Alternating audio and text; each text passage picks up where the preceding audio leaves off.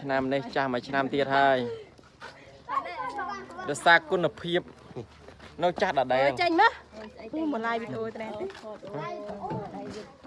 អាមេរិកចាញ់អញថតទុកទូតែដោយសារតែទូរស័ព្ទ memory វាធំដែរនោះក៏200ទី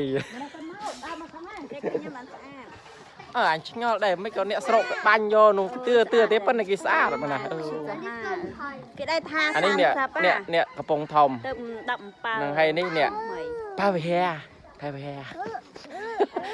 បងថ្លៃអូត្រូវអូស្រីពងចិននេះចាំមើលនៅnày memory đã lực kiêng cảm ơi cảm ơn anh ơi